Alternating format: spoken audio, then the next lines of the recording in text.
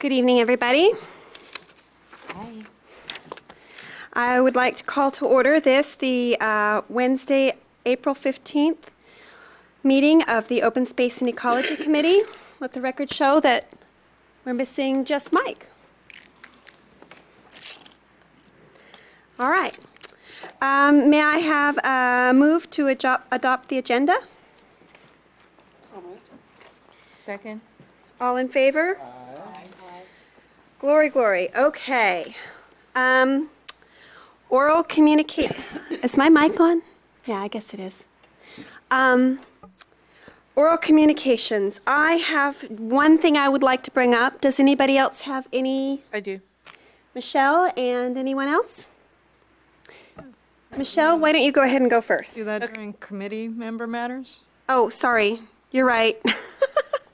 I had a mental spasm there. Okay, so we have two things that we will discuss under item number 5. We do not have any oral communications from the public, so I'd like to go ahead and move on to item 3.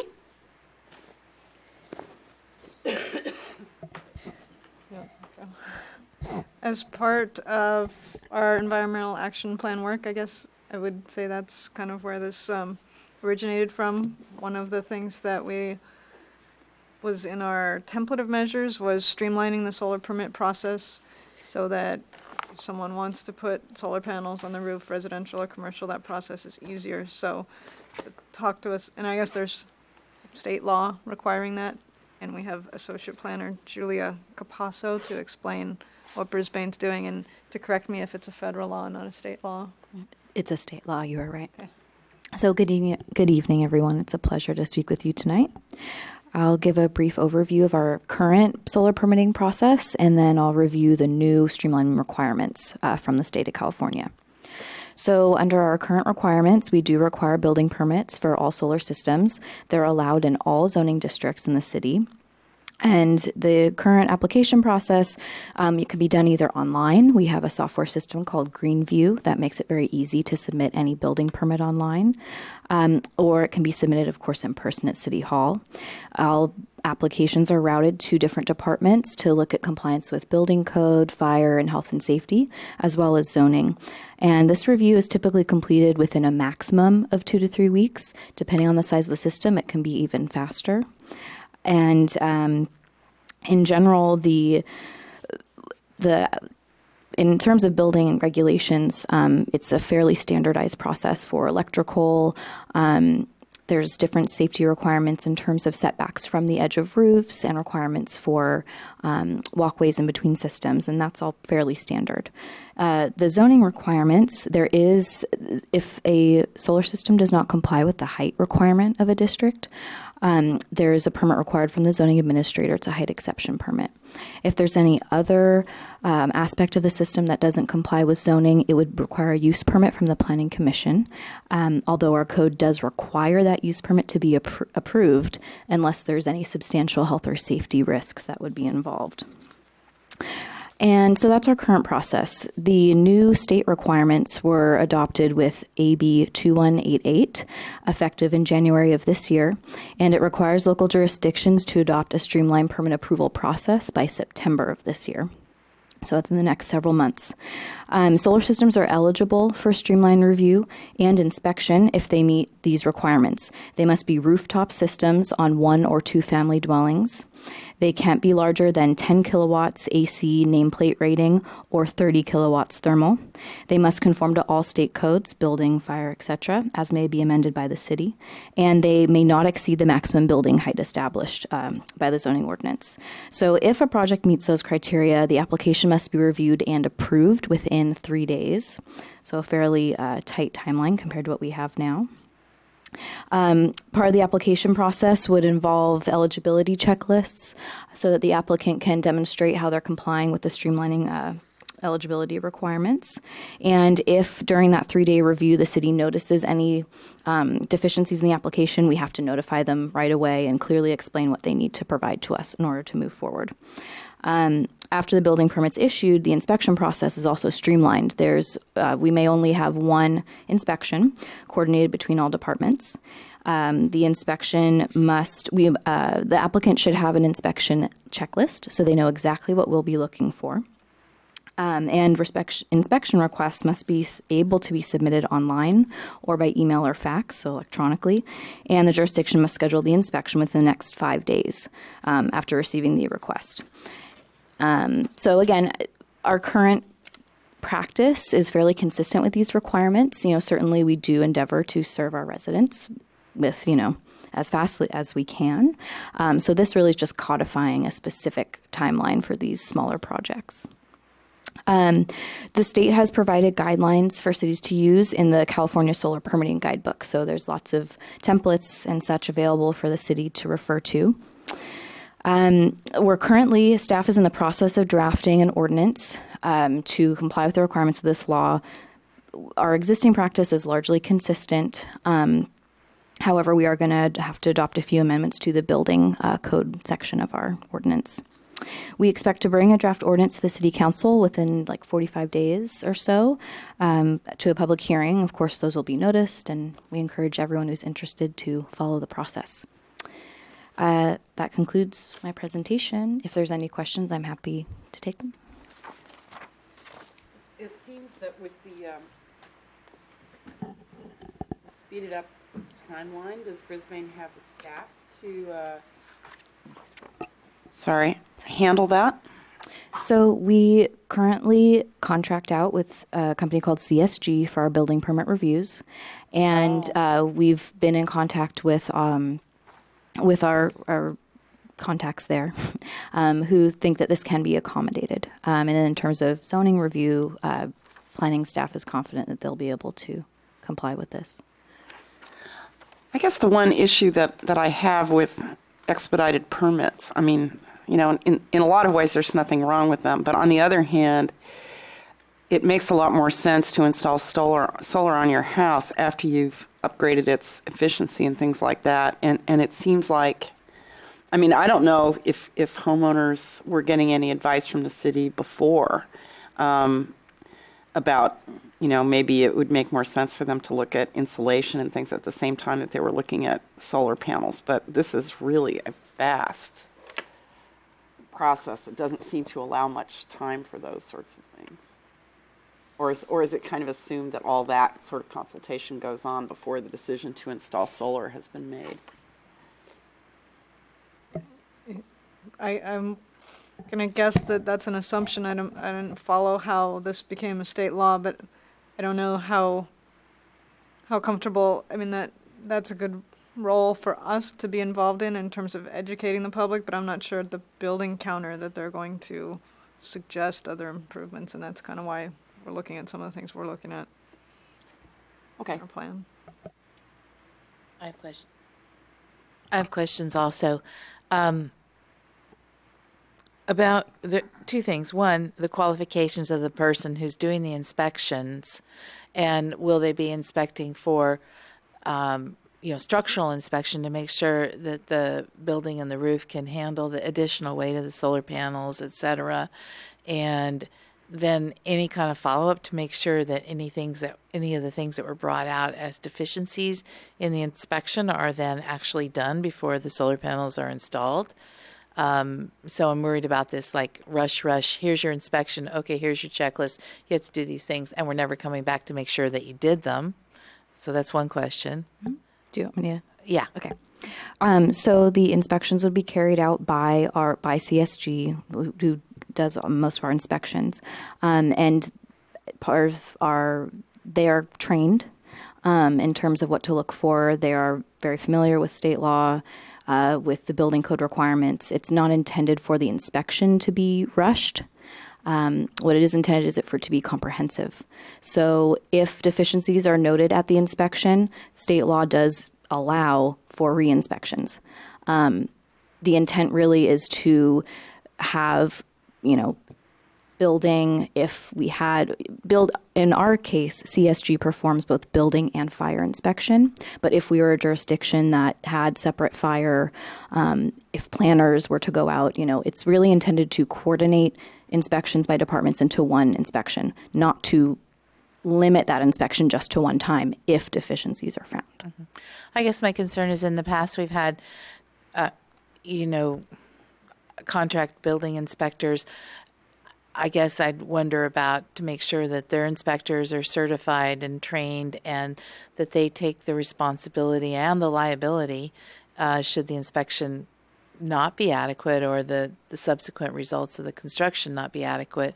We've had cases in the past where we've had large-scale construction done, particularly the Northeast Ridge and one San Bruno Avenue, or two San Bruno. Firehouse. And the firehouse, where these were obviously built and inspected and had gross deficiencies that resulted in lawsuits and loss of property, et cetera, et cetera. So I am concerned about that and the city's kind of role in that and protection of the city, that the contractor that we use to do the inspections is vested and that the city is protected against substandard work or like somebody's roof collapses because the solar panels were too heavy once they got wet or whatever. So that's just concerns I'm raising that you guys that you folks would need to address to make sure before you take it to the city council. And then the other one that is a concern is the planning director having sole authority to authorize additional height above the height restrictions in an area.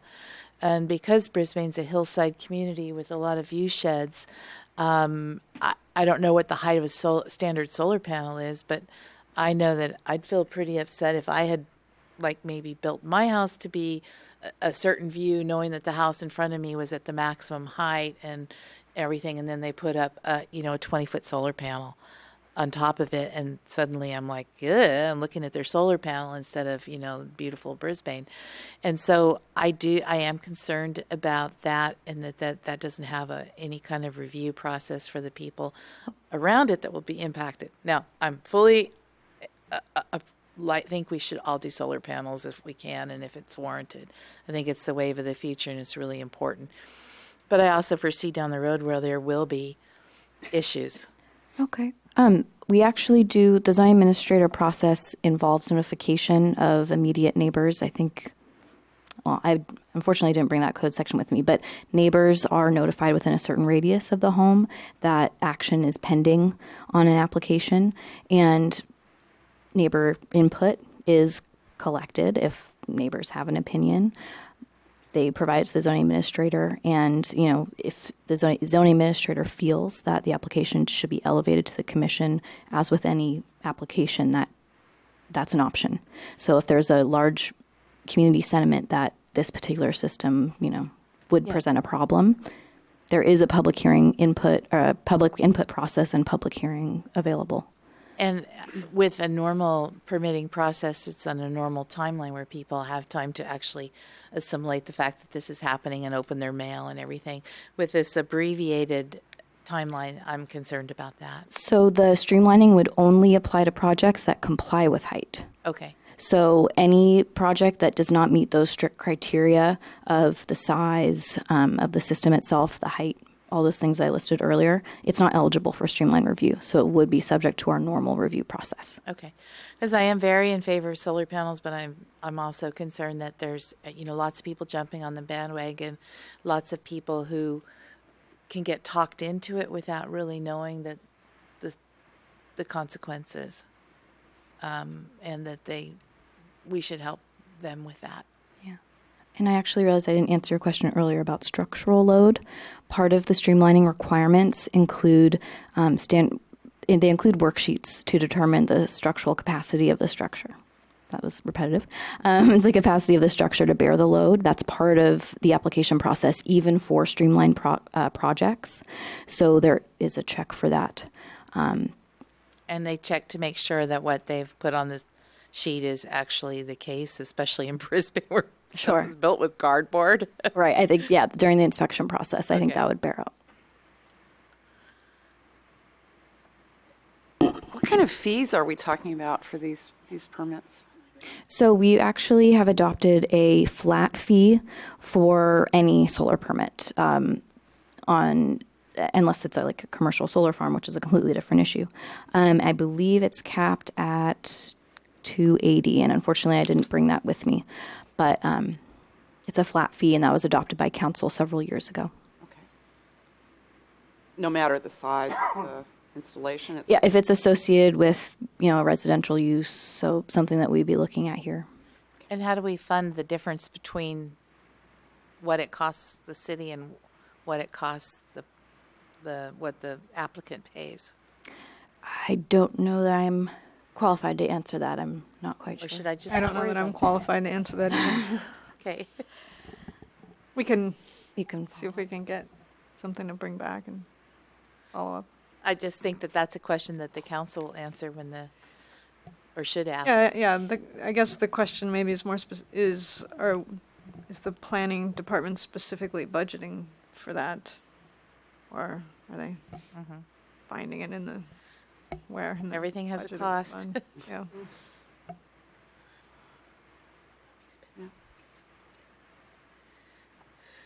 That's it for me. Anything else? Are we getting flooded with applications? I don't know if I would say flooded, but I think as the economy has picked up, we have seen more applications, and perhaps with this ordinance, we'll see even more. Thank you so much, Julia.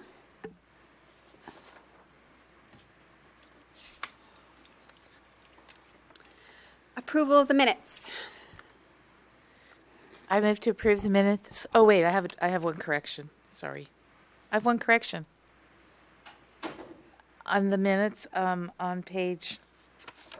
the second page under section 4, there's so many paragraphs I can't tell you, but it said when Abney asked about inclusion of the quarry, yada yada, and Salmon said upper benches are important habitat to the San Bruno elfin and contains water resources. And the quarry contains water resources.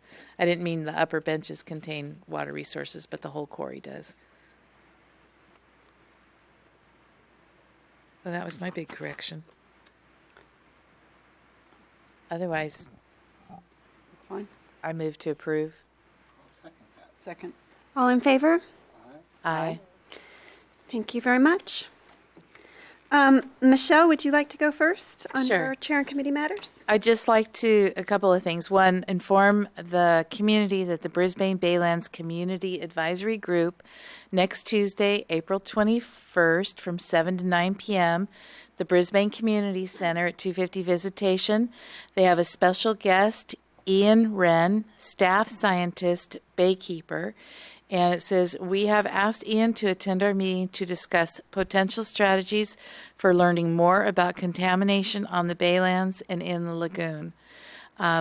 If you've not ever been to a Brisbane Baylands Community Advisory Group meeting, I highly recommend that you attend. It is extremely informative and a little bit chilling when you hear about some of the things that we're facing with the Baylands development. And the committee, the BBCAG, as it's called, has been amazing at bringing in really good speakers and surfacing really important issues. And it pretty much goes unnoticed, except by the developer who comes in every time. So I just really think that if you can come and listen to it, it would be really great. It's not televised or anything, so it's your only opportunity to hear what they have to say. And then again, that's next Tuesday, April 21st, 7 to 9 p.m. And then I'd also like to remind the public that San Bruno Mountain Watch is hosting a hike series this spring, and we only have a few more left. There's a hike on Saturday up on Sign Hill, and on Sunday I am leading a hike in Buckeye Canyon. So the information is on Mountain Watch's site at mountainwatch.org, and that is the hikes meet usually at 10 a.m. The one on Sunday that I'm leading meets 10 a.m. at Mountain Watch office. And you should RSVP in advance if you can, but if you can't, just show up. And You get those on the website, yes, they're on the website. but on the city website? And we had an announcement on the city website, I think, when we first started it in late March. But I don't know if it's been updated since then. We can check and. Yeah. And then also on the following weekend, we still have our Habitat Restoration Day, in which we'll be talking about later in the meeting, but I hope everyone comes to that. I know it's going to be a busy day for Brisbane people because it also, besides coinciding with Earth Day, coincides again with the Brisbane School District Spring things. So by Sunday morning, you'll probably be too tired to go on the hike that Mountain Watch is hosting, but there's another hike on Sunday the 26th. So that's about it for that. This has been a public service announcement. I have a totally out of order question. I should have asked earlier that it be put on the agenda, but I just now remembered it. I'm really tired. My brain is not working too fast. Can I ask it now? This is committee member matters, yes. I don't know if it's committee member matters, but heck yeah. That is that you all probably got the notice from the city that there's a notice of preparation of an EIR for Ecology. And I guess what I wanted to know is it didn't seem to me that this committee had been given any role in scoping or anything like that. And I was a little bit curious about that. But I think that the committee should maybe talk about it anyway. And I am really sorry. I just completely forgot about it, but I meant to bring it up. Glenn, do you want to explain, or do you want me to explain what that is, what this is? It's hell.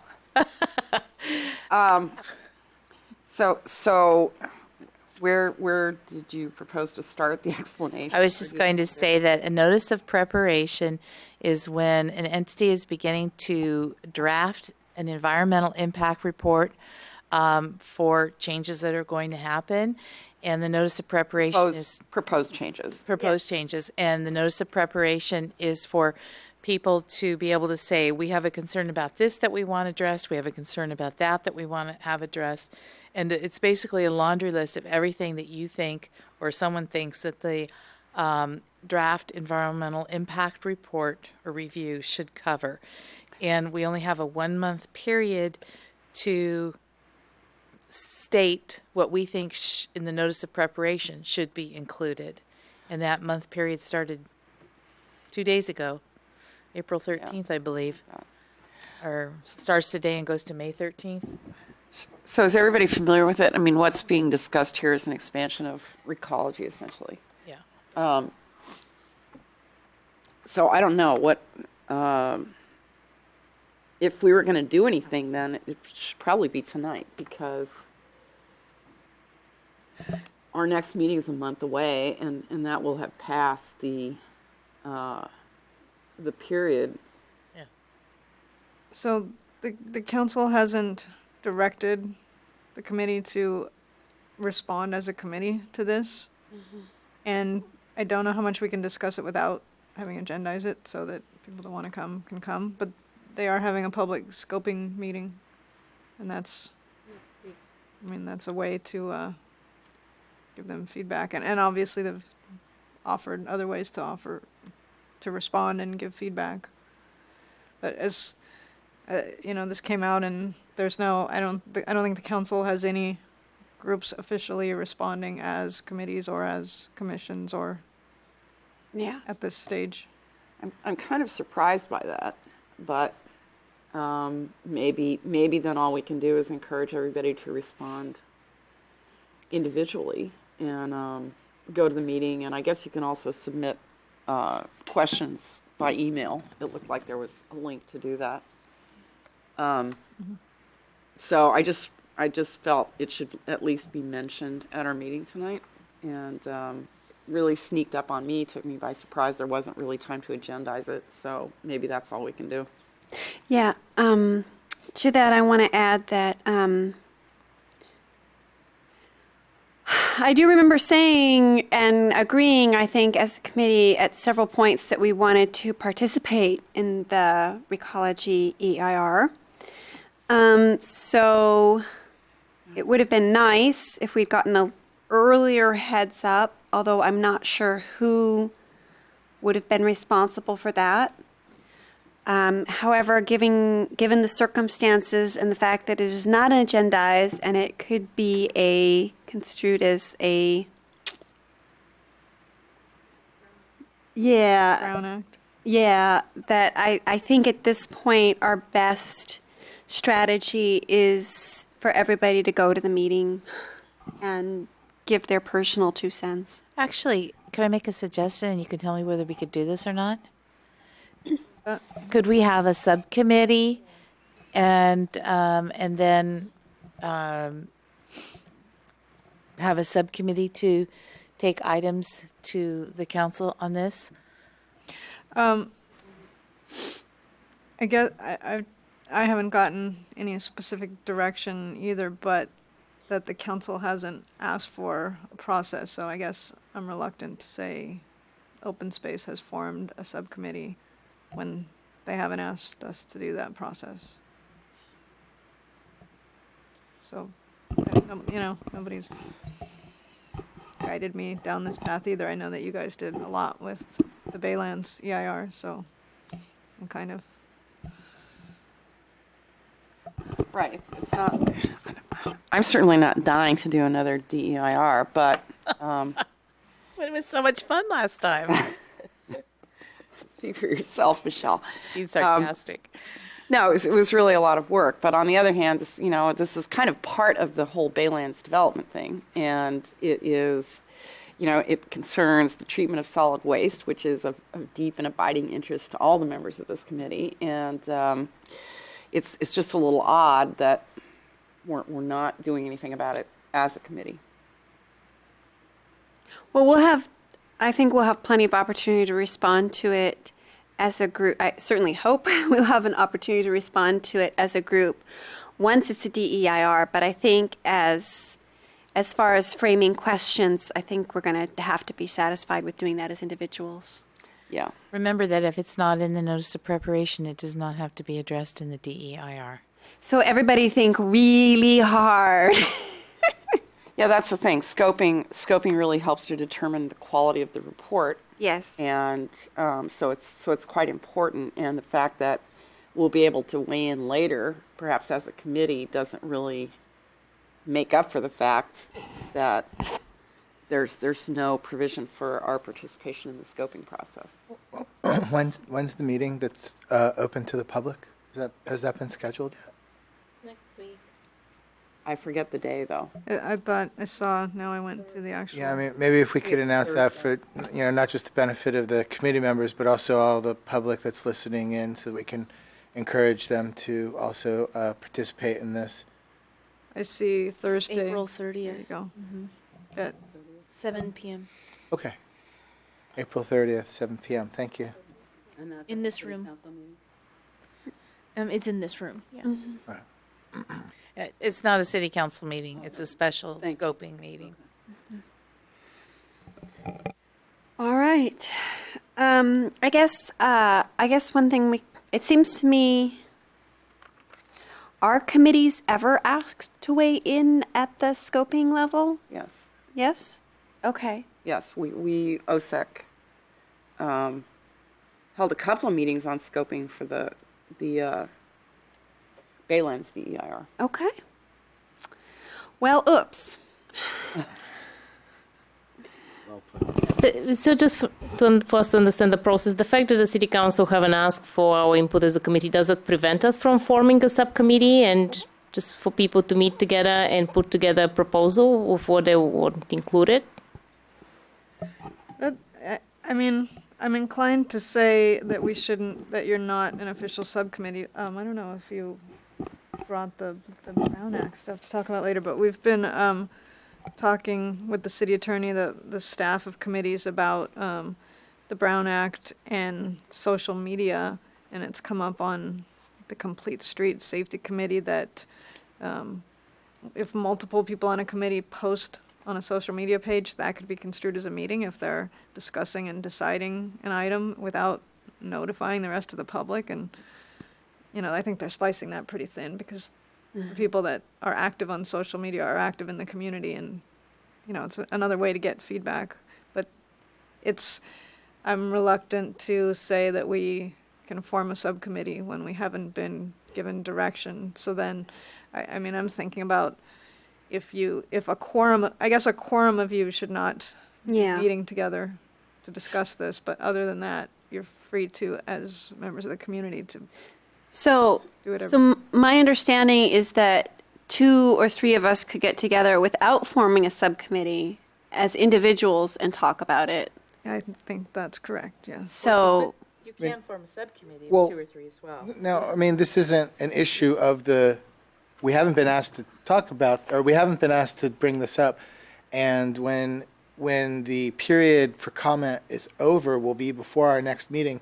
So there's really no way, because even a subcommittee would have to report back to the whole committee about what. That's what what I was they about did to and whatever. say. So there's nothing a subcommittee can do in time to come back to the. that a committee couldn't So, do, so there wouldn't really be any reason that members of the public, be they on the committee or not, couldn't discuss this, because this has nothing to do with the Open Space and Ecology Committee, right? Yeah, technically, yeah. Yeah, I mean, that's the gray areas, it is subject matter that you have reviewed with the Baylands EIR and may review with the Well, Ecology this is a EIR. different, I'm sorry for the interruption, but this is a different EIR. This is a project EIR or DIR for a specific project, not for the whole Baylands thing. So, as long as you're a group of like-minded citizens that's not a quorum of this committee, All right. do what you like. Thanks for the guidance. I think that's perfectly clear. Thank you. Okay. Yeah. So, Got it. great. Anybody else with chair or committee member matters? Yes. One thing that I wanted to bring to the committee's attention is in terms of public education and public outreach. I think a couple of months ago, we had an article in the city news about sustainable living and carbon credits. And I was wondering if the committee thinks or whether anything similar have been done in the past, but like putting together a series of articles and posts with really practical tips for sustainable living and lifestyle that we can publish to the community in the Brisbane City News, because it's a newsletter that everyone receives in the mail, and it's also posted on the city website. But, as part of our public education, where we can develop a series of topics that we think that the public can benefit from, everything from water conservation to energy conservation to less use of plastic to anything else that we think about. Does anybody mind if I respond to that? Okay. Wonderful. I think that 2 things we've been missing that have prevented us from having really moved forward on this is, 1 is an author to actually sit down and write this stuff. And 2 is that seems like every time we submit something to the Star or City News, it ends up getting bumped 2 or 3 months before it actually makes it in. So making headway has been difficult. However, if somebody would like to take on the authorship of this and write articles and bring them to the committee for feedback, I'd be very excited, personally. I mean, I would definitely be happy to take the initiative of putting together first a list of posts and the topics, and then writing up the articles and bringing them back to the committee and getting your input. And if you're happy with that, providing Sure. publishing. My one other question is, does that mean she's joining the Education and Outreach Subcommittee? And does that mean we now have 4 on Education and Outreach? And does that violate our Brown Act? Who else is on the?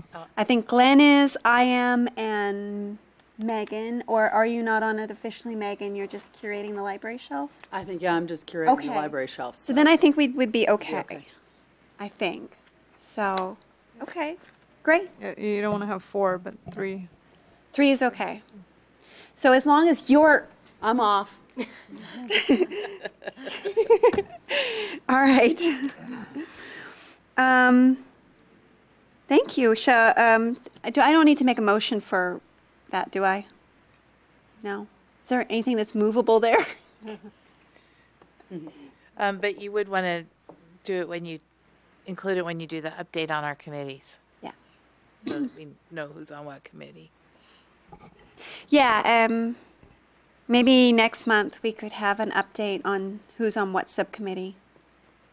Do you think that would be a good time for that? Would it be Just be just as done good by if I sent email. out a list in email or? Yeah, I think an email would be fine. Yeah, let's just do it email. That's fine. I had two things I wanted to bring up under item 5. One I'm a little bit lame about. I think it's next Tuesday at 8:30 a.m. is a Title 24 training down in Redwood City that I'm planning to attend. God knows how I'm going to make it down to Redwood City at 8:30, but I'm feeling very ambitious at this moment in time. And so if anybody on this committee or in this community wanted to attend, I would be happy to have them carpool with me. And that's 8:30 a.m.? Correct. Sorry. Yeah. Only really works for those of us who are self-employed. The second thing is Mary Gudekanst. We were going to go and help her fix up her yard as a thank you to her. She has not reached out to us, but since this is a thank you that we are trying to endow upon her for our as a symbol of our gratitude, I think we ought to reach out to her, especially now that it's springtime and maybe she's got stuff to do. So I don't know if we want to make that an administrative action and have Natalie do it, or if somebody on this committee would like to do it. But I feel like we should show Mary some love and call her up and say, hey, what about it? I'll call her up and say, hey, what about it? Thank you. I happen to know she's having work done on her house on the exterior, and I don't believe it's done yet. Okay. So she may not be quite ready to handle Okay. handle that, but I will tell her it's still alive and that we still want to show up and drink beer and pull weeds. And Yep. So for those of us who are new to the committee, Mary Gudekanst was on this committee for A long, long 12 time. years, something like that. She was sort of one of our rocks and left us recently. Wow. And Over a year. BB Keg. she's doing BB CAG. She used to do both, but she's focusing on BB CAG now. And she said what she wanted as like I said, a thank you for her work on this committee was for us to all come over and think around in her yard. So I bet she'd be really happy if we all showed up at the BB Keg. yeah, That'd be a big- Probably would. She's worked hard on that. yes, Uh, yes. I do have one more item on committee member matters. Okay. Coming up next month is the Bay Area Open Space Conference. And in the past, Brisbane has sent representatives to that. Last year, I went, but I went on my own and as part of Mountain Watch. Are we planning to do that this year or not? We got your email. That was something that I was going to do. Are you asking I'm to asking. go again this year? I think that Brisbane should attend, Okay. and it doesn't have to be me. It can be anybody. And I think that you should go, personally. Okay. Sorry. I think I could go on the date that it is. I forgot that I was going to check as to whether the budget can be used to send committee members or not, and I don't know if that's what you're asking, if we could. I am asking that because I think 2, 3, Has that 4 years happened? ago, the one of the other committee members went. So I just don't know. I don't know what our current status is, but I think it's really important to go, to sign up and go. I think committee members have gotten budget support to attend in the past. I'm pretty sure about that. That sounds right to me too. Yeah. Okay. Is there any interest from anyone else? Because it would probably be, What? an When is it? alternating. May. It was in May, kind of later in May. I'm sorry, I cannot remember the date. It is in May, and it's in Richmond this time instead of the Presidio. No, I can't do it. That's finals madness, so I won't be able to do it. Yeah. And it's a Thursday. I don't remember. I can't remember what day it is. I'm sorry. Is it a weekday daytime? It's a weekday daytime. No, I can't do it. Weekday. Yeah, daytime. my May is shot. I could go. Good. Cool. I guess what I'm saying is maybe we would rotate people from year to year and That would be choose one, nice. and if that's, want to verify that Yeah. there's funding. So I don't know how you guys can, Yeah, I mean, and I find out, and then if more than one of us can go, then I would go also. But I definitely think you need to go, Karen. And then if Camille wants to go, she's new, she should go. I think it's a really valuable eye-opening experience. And yeah, so find out. okay, Okay. all right, will do.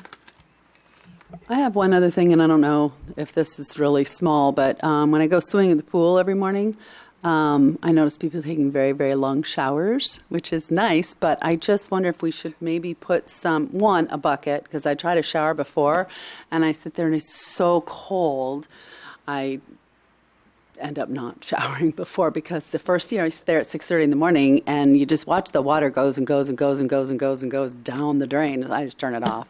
I was talking to Gina Detmer. I'm like, I can't sit here and watch this water go down the drain. So that's one piece. And then the other piece is how long the showers are, which is fine. I know there's a little notice there that says, please take 5-minute showers. But I'm wondering if we, again, I think it has a lot to do with that education piece, is maybe putting there and telling people what a military shower is, turning it off. Because I did have a woman go, oh, I love that you turn the water off in between washing. Somebody actually noticed that I did that. Yeah. So I don't know. It's just one of those things that was kind of bothering me. So I thought I'd bring it up to the committee.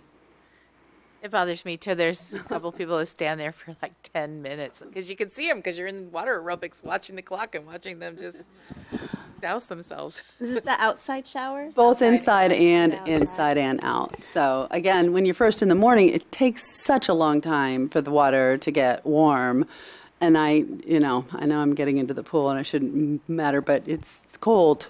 Yeah. So just a thought. I don't know where we are, but I just think we should all walk our talk, in this committee. Is So- it, could we check and see if the pipes are insulated or if there'd be any way to cut down that delay? I was thinking they may be in need of a hot water recirculating pump. Or just to modify the hot water heater to what do you call those things? On demand. Yeah. That's what, It might be worth the investment. And I was going to ask along those lines, do we know yet how much Brisbane is going to be required to cut under the new? 10%. 10%. Are we on the 10% list or the 25%? Yeah, last I read, we were on the 10% list because we're attached to San Francisco, and we've been so good. and we've been so good. Still, we need to cut 10%. Yeah, 10%'s do know 10%. The recreation department has got some timers that are hourglass timers for the showers that are the 5-minute, but that might be a good subject for a really quick article from the city news. 5 Maybe you minutes don't is wanna- actually a pretty long time. Yeah. Yeah, it's a really long. I take quick showers anyway. I just have it, but Is there a way to check or recommend that they look at the water heating system? Yeah, I've Yeah. made a note. That's my department. Unfortunately, on demand will not get the hot water there any faster because it's whatever distance the water has to travel to the shower head. A recirculating pump will fix that. On-demand heaters are really small, and you can put them, maybe put them closer to the shower anyway. Maybe. maybe. This is an engineering. Yeah. That. We would have, Karen, why do you not have the plumbing specifications for the pool on you? Please. Spit it up. Is the pool under the jurisdiction of Parks and Rec? Yes, it is. So maybe the Open Space and Ecology Committee could ask Parks and Rec what their plan is for saving water at the pool, and Oh, lovely. instead of telling them what they should do with heaters and whatever, why don't we ask them what they're doing, and maybe they already have a plan, and if not, I'm sure they would be very open to hearing our suggestions or whatever. But yeah. So politic. I love it. He must wonder. Well, let's find out what they're thinking about, instead of, because at the end of the day, we're going to need their cooperation if we want to put up any kind of signs or whatever. Yeah. Great. Thank Or you for rescue any bringing trees in the park. that up, Megan. You're welcome. Yeah. It's, Yeah, it's that's been great. bugging me for a while, so Yeah. thanks. Subcommittee reports. I'll go next. Michelle is on it. Yeah, because we finally did it. You have it on your screen. I'm happy to quickly read it. This is the I would April's like letter. you to read it for the public. Okay. Please. just so everyone knows what it's about lot coverage and what qualifies as lot coverage in the Brisbane Acres. The Acres is a separate residential designated area that has different conditions than regular Brisbane, and different than the planned development at the Northeast Ridge. Dear council members, the Open Space and Ecology Committee is requesting the Brisbane City Council to address ordinance and zoning issues to ensure that a courtyard or an area enclosed on 4 sides is not considered to be open area or open space in regard to lot coverage in R-BA, Brisbane Acres Residential District. Currently, in the acres, the maximum lot coverage by all structures on any lot shall be 25%. However, because of the exclusion or inclusion of courtyards or enclosed areas, regardless of paving or flooring, is not specified in Chapter 17.12 that defines special conditions of the Brisbane Acres, city planning staff has defaulted to the commonly used condition of an enclosed area with no roof being considered open area and not counted toward the 25% maximum lot coverage. We feel that this is contrary to the spirit of the zoning designation of the Brisbane Acres. The Brisbane Acres are part of the defined habitat conservation area. The maximum lot coverage and other protective aspects of the development regulations are to preserve not only the visual openness of the area, but to allow fauna and flora to transverse the area's properties freely. Enclosed courtyards directly affect the natural habitat for many of the species of animals that reside on San Bruno Mountain. Even more concerning is that all too often enclosed courtyards are later covered, making it nearly the same as interior space. Many of the cities in California have addressed this issue by making ordinances that require one side of an enclosed courtyard or fence to be left open. When the benefits are so great and there is no harm to existing homes or businesses, it makes good sense to support a change in the building and planning codes. There are many ways to address the language changes. May we suggest a working committee of 2 OSEC members and 2 planning commissioners to work with City Planner Karen Kinzer to craft appropriate changes/additions to the current zoning ordinances to correct this inconsistency of intent in the Brisbane Acres? It could be as simple as changing the wording in Section E to lot coverage, the maximum coverage by all structures, including enclosed perimeters regardless of paving, flooring, or roof coverage, on any lot shall be 25%. Thank you for your immediate attention to this concern. We'd like to resolve this before it becomes a specific issue for any property in the area designation Brisbane Acres. Respectfully, Brisbane Open Space and Ecology Committee. Thank you very much, Michelle. Do any of the committee members have any feedback? Other than that, I wrote too long of sentences a few times. I think Being Victorian. I think the second paragraph could be reworked a little bit so that it's a little bit more clear and the length of sentences could be cut. And I would be glad to recommend some changes. Okay. Would you like me to write them to you or? Yeah, that'd be great. Or, yeah. Yes, sure.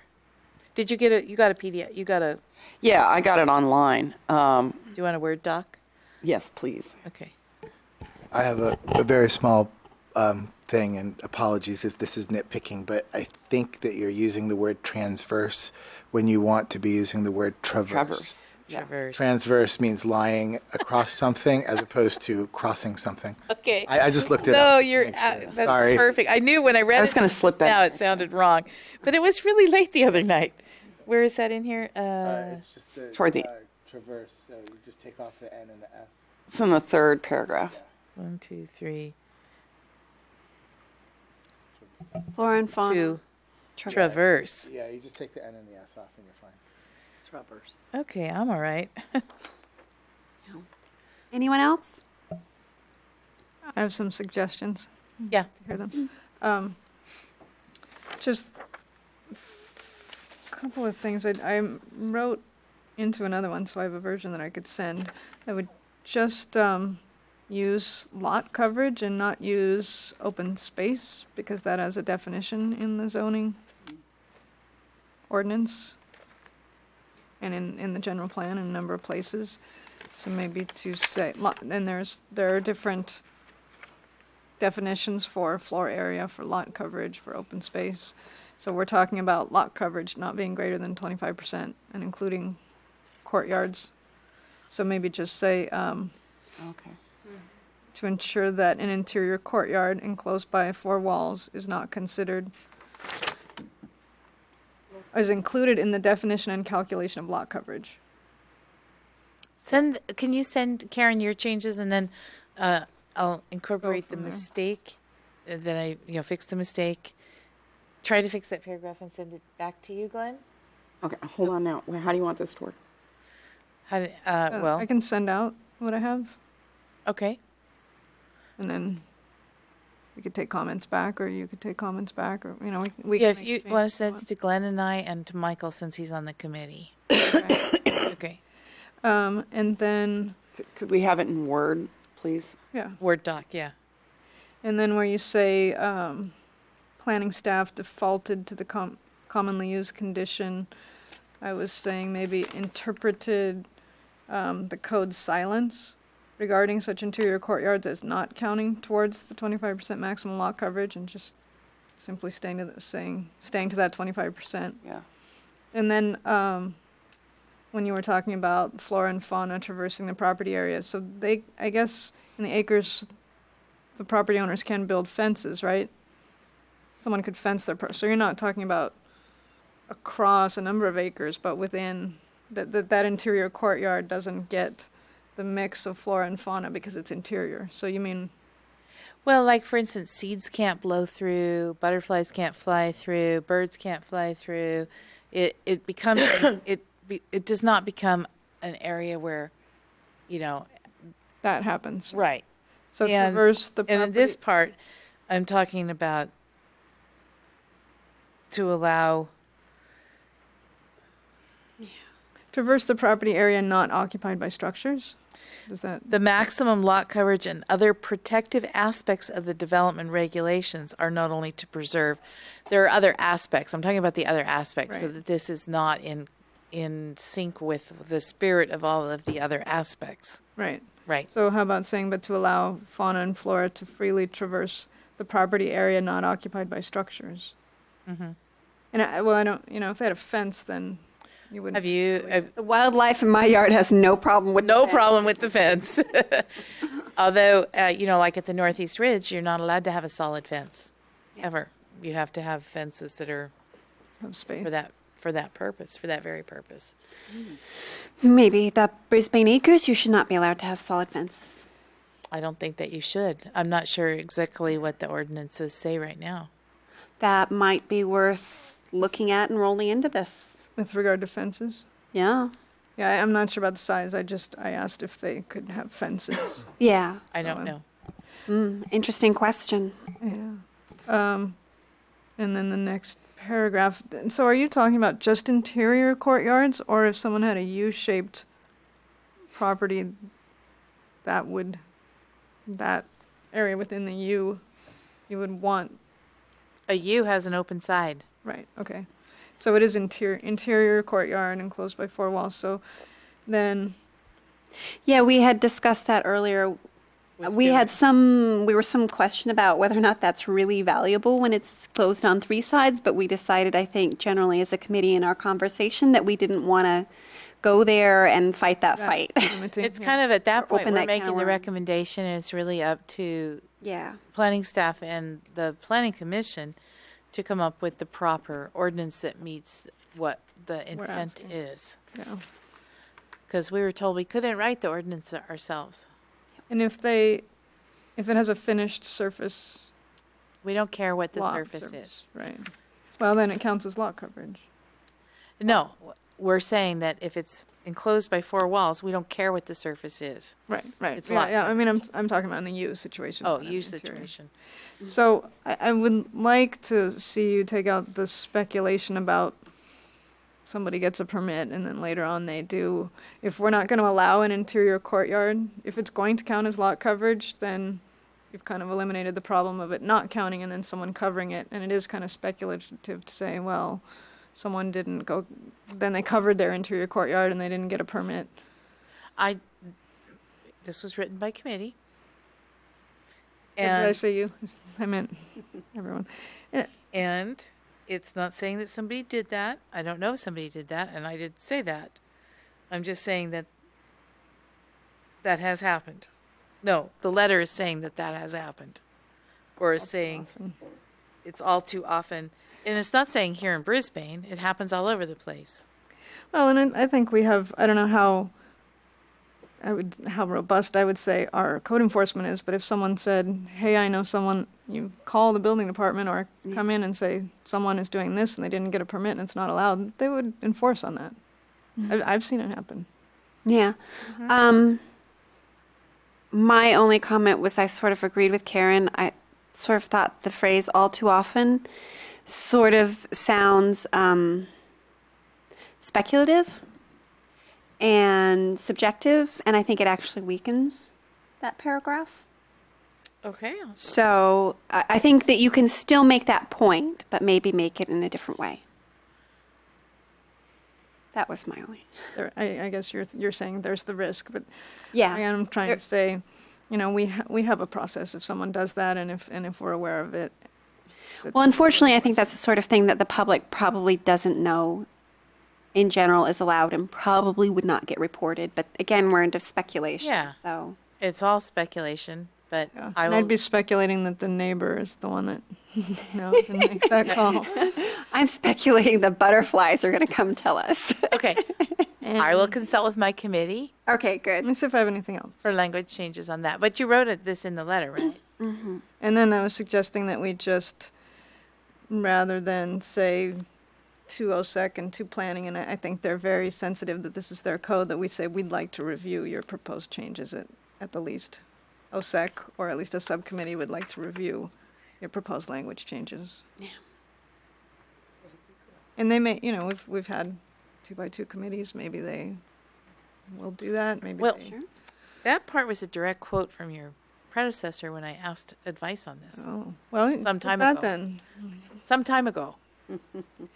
Schellinger recommended. Yeah, But if that's no longer relevant, you might check with him and then we will take it out.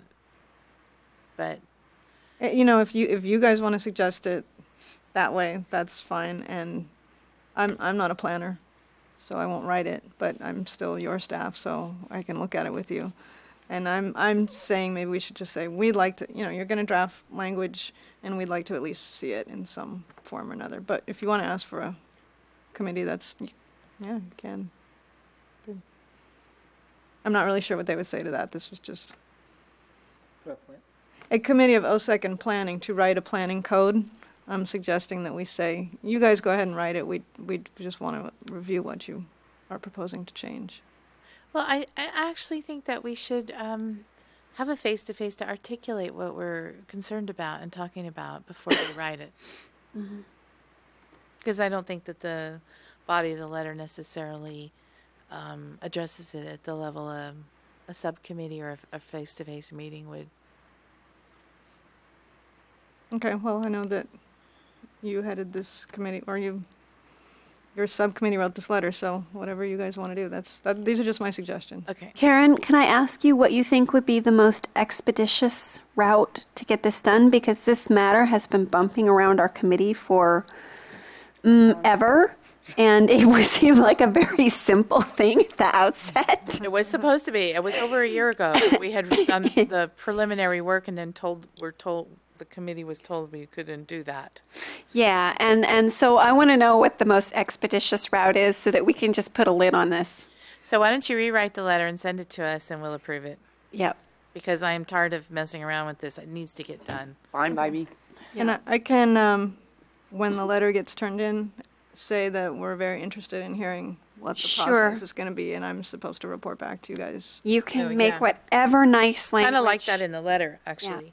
Yeah. Because we are concerned. Yeah. Okay. And obviously, it was raised at the time, and they haven't taken any action on it. So, Well, we don't know what's going on behind the door. we haven't seen.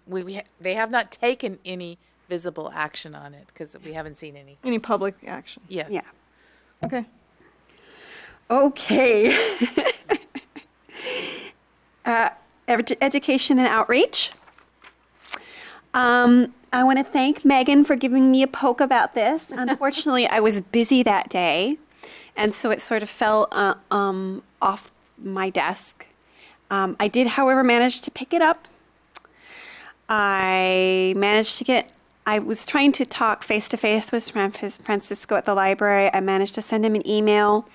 I went through this and sort of narrowed it down to physical objects that I thought could sit on the shelf. I went through I haven't seen this before. Okay, this is new. I took the liberty to organize it by category and send it to Natalie, so she included it in the deck. This is the same resources from the previous page, but organized by category.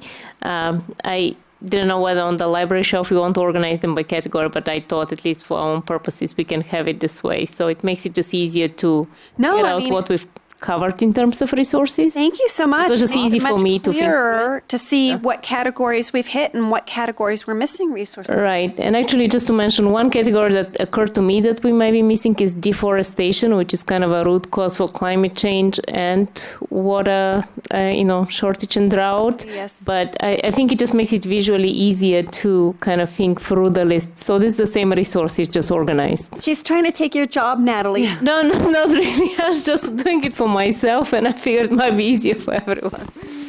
Yeah, Thank butterflies you. and bulldozers doesn't really go under energy. I guess it kind of goes more under Conservation? conservation. We don't have a conservation Right. category. No, but this is a great start. Thank you so much.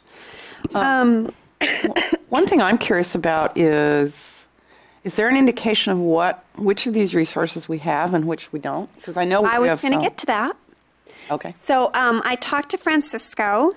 I went through and put each and every one of these into the library system catalog search. I found out which ones we have, which ones we do not have. We have almost all of them that are not like short online videos. I paired those out of the list because I figured those needed to be on our webpage so people can click on them rather than trying to make something that isn't a physical object into a physical object. Maybe later down the road we can get permission to, like some of these things like the story of the stuff, get permission to either burn a DVD or buy a DVD from them so that we have a physical object for the shelf. But for the meantime, I figured those are just going to stay on our page. There were only actually a very few that were missing, and I printed that out and left it on my desk. Oh. Wait a minute, I think I... Okay. It's in the... And I didn't CC on Natalie on the email either. But you have it, Megan. Yeah. And Francisco said that he would like some sort of art or eye catcher for the shelf. So I reached out to Vanessa's partner, whose name I cannot recall at the moment, Jeremy, because he just finished Artist in Residence at Ecology with all of their sort of found and recycled art program. So I reached out to them, and hopefully he'll get back to me with maybe a small touchable. I asked for a small touchable art piece that he would not mind putting on the shelf, and maybe Jeremy will have something. So this is progressing, again, more slowly than I would like, but that is an update. Can I ask a question? Yes. Are we going to pursue that video shorts that we talked about? I have not pursued that. I do still have, I contacted one person. Who did I contact? I'll have to go check my notes. But yeah, we can still pursue that. Okay. This has sort of been, I've sort of wanted to do this library shelf thing since I joined OSEC. So this has been where I've been putting my energy in. And I wish I had enough arms to do 6 things at once, but I don't. I'm sorry, my throat all of a sudden is just gone on me. Well, then we can move on to the, oh no, That's item. Any more questions or anything to say on the library shelf? Yes, just one thing that Natalie had mentioned, that she could put this list on the OSEC website, on the sustainability website. So it's the thought to include a list of all the resources online as well. Yes. Because one thing that I noticed as I was going through this, and actually these are actually clickable as links also. Each of the movies or DVDs that are documentaries are pretty much available on either Amazon or YouTube. Of course, some of them you have to pay $2.99 or $1.99 for instant download or rental. But for most of them, people could just click on the link and be able to access it online if they're not available at the library as well. So I think it would be good for the public to have this list, and anyone that's interested in learning about the issues covered in these categories can do that. Yes. Yes. Thank you so much. Any other questions or comments?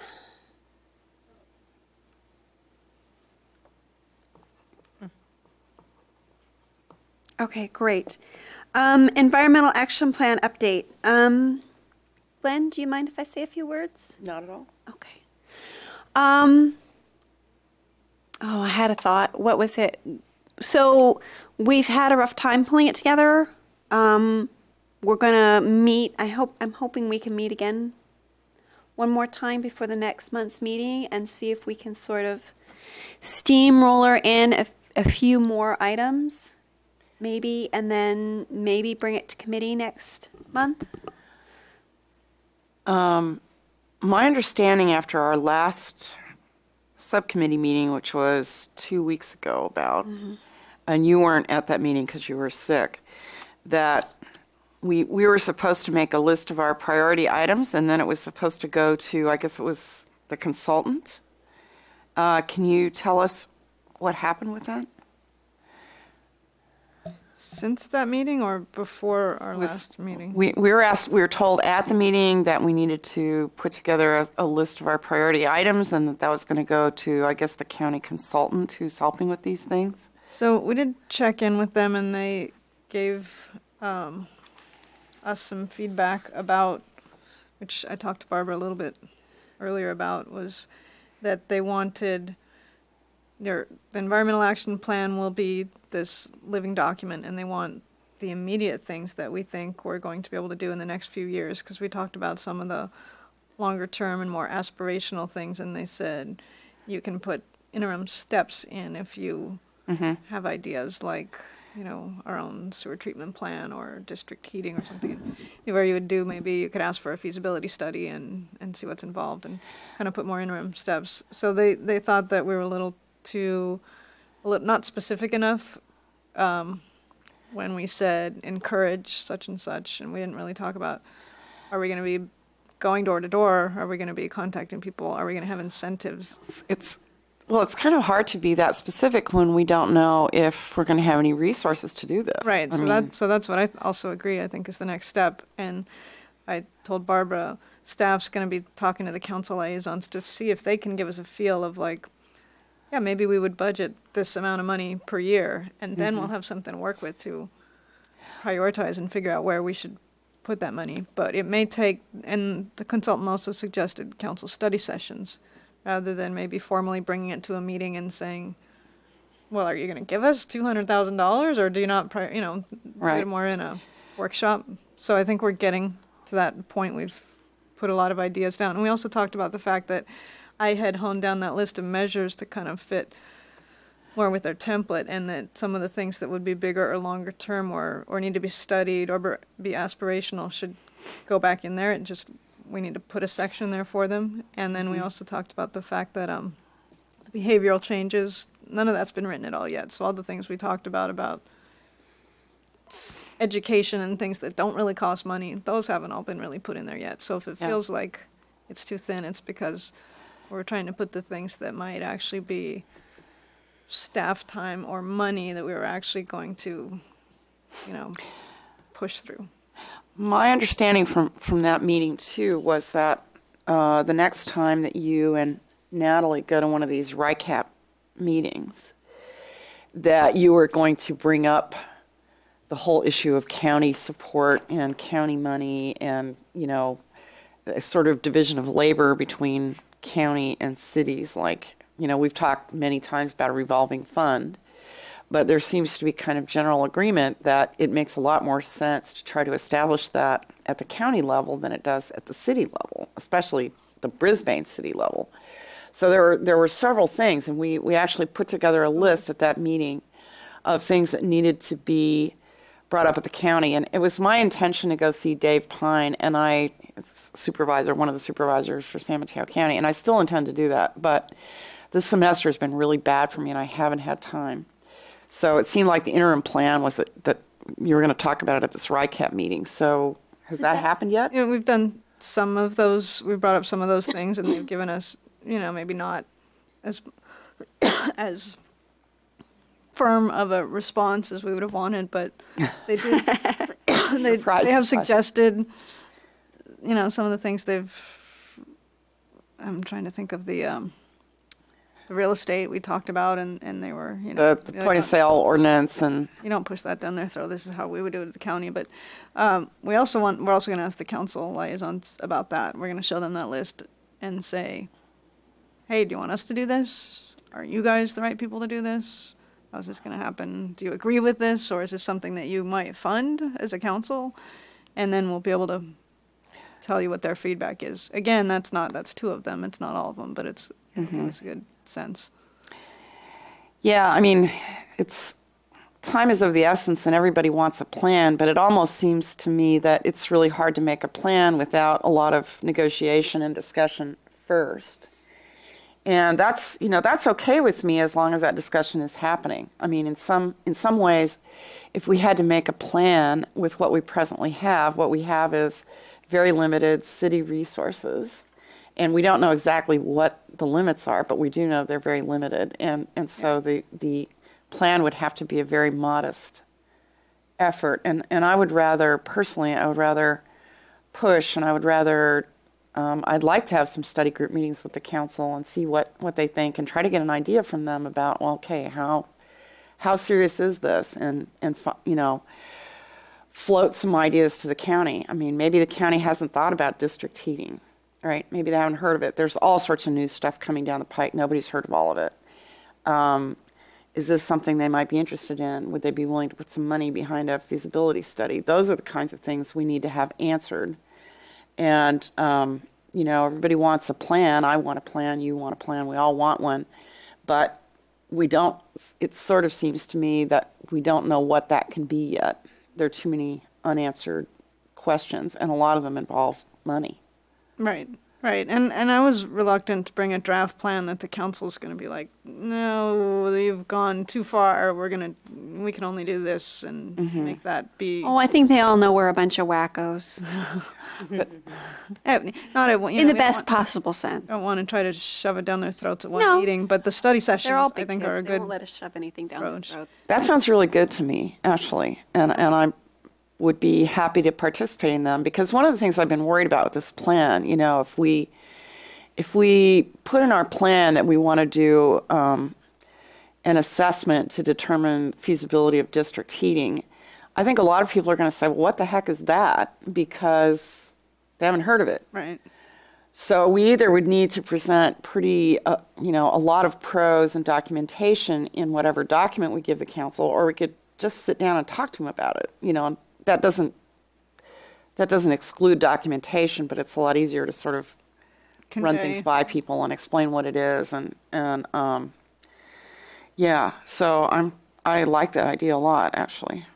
So I think we're getting to the point that that's the next step we should be. Yeah, it was very obvious from our last meeting that we were sort of eating our tails.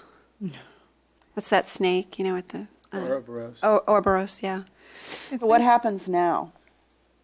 So we asked for a meeting for staff with the council liaisons and get their feel, and then I think that would be the next step. We kind of want their buy-in, and then we do the next step, which is set up a study session. And but we haven't talked to the full open space committee, so that was what Barbara and I talked about, that maybe we should go through, and I think we have categories that there are measures that we want the council to put money towards. There are things that we want the county to do.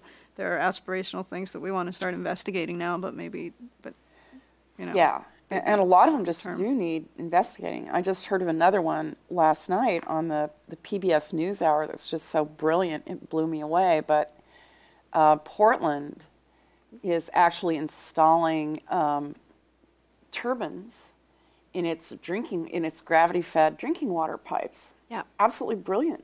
You can put it right in the pipe. It has basically, once you build the turbine, it has no environmental impact whatsoever. And it's the same principle as a dam. It's just, you put the turbine in the pipe. And so it's like, wow, this is cool. How much potential is there? And would Brisbane do that? Or would San Francisco do that? Or let's do it. What size of, these are transmission lines or? Supply lines. This was a big pipe. This was probably, Big supply line. yeah, major supply line. It was probably 3 or 4 feet tall. So there's one of my classmates from my MBA program owns the company that does those. Yeah? Yeah, I heard about it like Yeah. 6 months ago, but it completely fell off my radar. Tim Braun. But there is actually a slight, you can't say there's no environmental impact because it decreases the efficiency of the stuff going through, which means there's a slight effect on how much energy you have to use to push the pump. It's not zero, but it's still a wonderful technology. Yeah, it's nominal, but it's a wonderful technology. Gravity-fed water systems, so they weren't talking about water being pumped, they were talking about water going downhill. Oh, yeah. Well, they put them in all kinds of pipes. Yeah, but you Yeah. can put them in lots of Yeah. If it's So- gravity, then that takes care of that. Yeah. as long as you've got water moving in an enclosed space, you can Put a turbine in there. And if you're interested in it, it was last night on the PBS NewsHour, and you can find all those online. You can watch it yourself. It was just I have kinda links. cool. I can send them. Yeah. And since we're so hilly here, we might potentially be able to use that depending on, topography and size of lines. But But again, it's a jurisdictional issue. Brisbane has a water department, but beats me. I mean, are they the people we should be talking to? I suspect not. Brisbane does its own water. But it would be nice to find out. Yeah, but Brisbane does its own water, but does Brisbane actually have, places where water is going downhill? I don't know. Yeah. These are things that we actually need to find out who we need to talk to. And depending on what the answers are, they should be included somewhere in some climate action plan. One of the things that really worries me about this whole process, especially it being as local as it has been, is that there's going to be a lot of stuff which people just say, oh, we can't do because Brisbane can't do it. And that's not true. It's not true that it can't be done, but it's got to be done at some different level. And we need to have the conversations to try and explore what those levels are. Mm-hmm.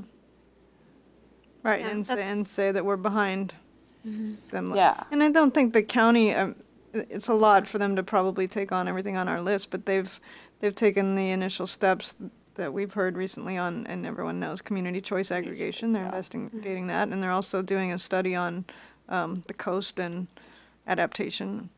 Right. So they're biting off bites of the apple, I would say. And then they did, I think Natalie sent an email that the San Mateo County Energy Watch, their website they're trying to make that their clearinghouse, and they welcome comments. I don't know if I looked at it, and it actually is. I was pleasantly surprised to see that for business, it looks like a pretty good clearinghouse. And I asked Natalie a couple of questions. It looks like they've kind of modeled the business kind of entry into the site on the Cambridge Energy website, which is really good. You just click this button and they tell you what to do. And they'll send somebody out to do an energy assessment. I'm still not clear whether that's an assessment or whether it's an audit. They're different. One is more rigorous than the other. And I'm interested in knowing, what does that mean? Does that mean... Was staff going to follow up on that for us? I believe so, yeah. Okay. I did get an email, and I was waiting for more information following that. Okay. Okay. But yeah, it looked pretty good. It was pretty user-friendly. for the business. For and- business, yeah. Yeah. Not so much yet for homeowners, but I sort of liked what they'd done with the business part. Yeah. So I'm sorry I didn't tell you, Glenn, but I had a between our meeting and now, I had a brief conversation with Karen on the phone because I was very frustrated after the last meeting. So Yeah, we talked about it. we kind of talked about what our direction might be. I just So- want to make that clear for everybody's. So know should what's we going on. plan on May to go through what we've got with the full? I think Meeting. I'm really hoping that if we can get a direction, maybe Glenn and I can meet one more time before May and actually try and put to practice some of these thoughts we've had about, making a workable living document with priorities and aspirational goals and input from council and Well, but first we have to get the input from council. yes. So we're kind of waiting for that to happen. So do we have a timeline for that? I mean, Well, I've asked as staff, I haven't got, Okay. that's probably a couple weeks just for us to talk to them and then to see whether they want to go straight to a study session. Do they want to meet with the subcommittee? Do they have specific questions?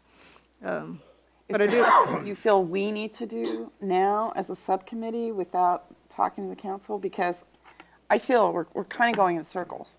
Yeah. We don't really know. I mean, we could name priority items if we had some idea how much money we might have to work with, or whether the council was sympathetic to new ordinances. I don't know any of that stuff. maybe when we Yeah. are able to talk to the liaisons, that would be the best time to have the next subcommittee meeting after that and Okay. Seems so to me. have direction. Okay. And we, Well, I hope not to wait a couple of weeks, but realistically, that's probably what's going to happen. Yeah, I mean, So, I'm happy though that things seem to be moving along a little bit. That makes me feel better, and I'm glad to hear it. yeah. Sorry I was sick for the last meeting. I know. No, it of was course. not- I hear should- you. I really would like us to go over it at the next meeting because Megan and Camille need to be brought up to speed on it so that they can participate as well. I think that's the best way to do it. Okay. And then maybe if you could get them the original documents that we all received before then, that would be good too. Good idea. Okay. So when is our next meeting, OSEC meeting? Is it the 20th? I think it's May 20th. Okay. Okay. All right, let's see how much we can shake down before then. I noticed that the Sun Shares workshop is not on our agenda. I'm sorry I missed that. I think since it's just a report and not something that we're going to be taking action on, can we go ahead and discuss it? Well, we haven't done the PCA application update yet.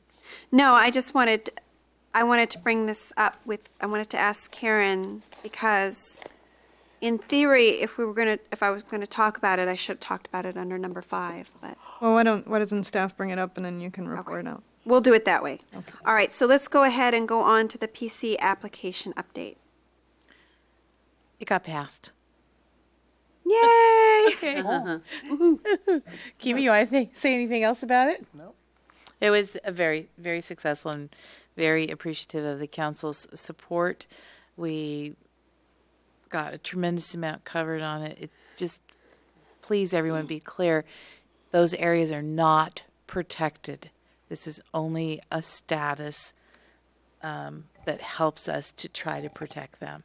So don't be thinking just because we passed it, we got that it's all safe and everything. It is not. And what we've done, it's going through a council process. They're combining an application. That application still has to go to ABAG and be approved by them. Correct. So What's the timeline on that again? ABAG, it's due to ABAG by June 1st, and then they will take, I think they said, a couple of months. Yeah. Have you heard anything more from Sam and where we're at with the county and all of that? And do we need to show up for that? Well, I think they already had they were taking it to their Park and Rec Commission, and I think they've already done that. He didn't ask that anyone show up. Okay. I'd be surprised, I'd just like the to see where it's process. at to make sure nothing's been changed Rejected. or taken off or anything. Yeah. I'd be surprised that the county would go through our areas as finely as we did. Okay. And I just, while we're at it, I'd just really like to thank Karen and Natalie, and especially Karen, for the extensive amount of work and support that they gave us in getting this to council and getting it just everything right. And I carry my own highlighter now. No. And I only upset a few people that were property owners, so. Yeah, one property owner opted out, and I'm sorry that we could not make him understand how advantageous it would have been for his property to be included on the Dr. Saberwall's property. It was not included in the lower acres on the backside of Tulare Hill. But I'm glad we were able to move on from that, and I really appreciated Councilman Liu's picking up those areas that we accidentally missed, and that was really helpful as well. So I'm overall extremely pleased with where we're at with it so far. Great. Opens the door for a lot of good work in the future. Yes, I just wanted to say thank you to Karen and Michelle for staying until after midnight to get it presented and approved by the city council at that meeting, because the discussion of that item started at something like right before 10 o'clock and ended up after midnight when they approved it. But it's a great job, so thank you for being here and presenting it and defending it. So Yeah, I'm bringing my pillow next time. I stayed till about 9:30. Yeah, Megan was here for a long time. I had something else going on that evening. Had I realized, I could have come afterwards. Yeah, exactly. yes, I was watching it from home, and I was like, I cannot go to bed until it gets approved, and it got approved at like quarter after midnight, but it got approved. So Better than reality TV. All right. Item number 7. Did anybody else have anything they wanted to add to the PCA application update? No, then we'll go ahead and move on to item number 7. Staff? So we mentioned it already, that Habitat Restoration Day is on the 25th from 9 to 1. We have been able to get a shuttle, so if you live, in the area down here, and it'll pick up people from City Hall and take them to the site. I don't know the exact time, but I have seen in the past they kind of make a run every half hour or so. Oh, good. Will that be on the website and on the board? It has. I changed the flyer to add that information. Yes, Caroline posted it on the website again, and then Russ will be posting it on the board, I think, fairly soon. And the flyers, are we posting them around town at all, or can they be like at Dog Park and, Madhouse and all that? Yeah, Russ mentioned he'll try to get some staff to do that, and if no one's available, then I might do it. That'd be great. We really would love to have a big turnout. There's some great work to be done there, and it's a beautiful area. We haven't worked there before. And there's still the buckeye trees that had been planted are still surviving, so we really want to give them a jump up by getting rid of some of the blackberries around them and getting rid of the ivy. And I think overall it's going to be a really fun day. There's a lot of people who don't normally come for this that want to come and participate because of where it is and how important it is. So I think everything's in line to go smoothly. I'm still figuring out tools, and Iris, I've exchanged emails with her and asked her about it, but if you could help me arrange that so Mountain Wash can bring some tools, that would be great. Okay. Do you still have Joe Cannon's number 2? I do. He's been really busy, but you might, or send him an email and I'll see what I can do. Yeah. Okay. He might bring his students. I think he's teaching for the next 4 weekends, so I don't think he'll be able to do that. He's pretty slammed right now, so a lot's falling on Iris on this. Peter's not. Is Peter going to be there or not? No, he won't. He won't. has one of his restoration areas got elected for some event, if you remember, so That's right. he's not available. Okay. But Paul will be there and Mountain Watch. Okay. Mm-hmm. So anyway, it's a great, fun day. Free T-shirt with David Scully's coyote on it, donated by Ecology. Fabulous lunch, snacks, everything. It's a great day to be out and celebrating Earth Day in a way that's meaningful. And actually, all the people in the neighborhood have been notified, so maybe they'll come and join us. Yeah. Do you guys need any more assistance in organization, or are we already set? I think we're pretty good. Okay. If you think of other areas where you want flyers to be posted, that's the only thing that's left. I Okay. think. And come. Well, I'm planning on that. It's already on my calendar. It's going to be It's fun. been, I mean, the last one I went to was 6 years ago, I think. Maybe 7. Okay. Is that for everything on staff on Habitat Restoration Day? Mm-hmm. Okay. Looks like you have something really exciting to share with us regarding the park rental agreement. So I don't know if anyone was aware, but this was the compromise that PNR made when we brought this to them last year. Oh. And so it's basically asking people, don't hang objects on the trees in Area 1, which is shown on this map here. So this has been here for a year? For about, yeah. Oh. There we go. Well, that would have been good for us to know. And it's on the website, along with the application. And here's some language that I cut and paste from the application itself.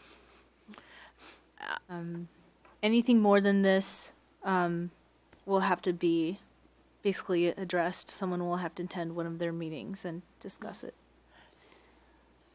It's pretty good to me. Yeah. Well, That's great. the lawn area is where the new trees are also.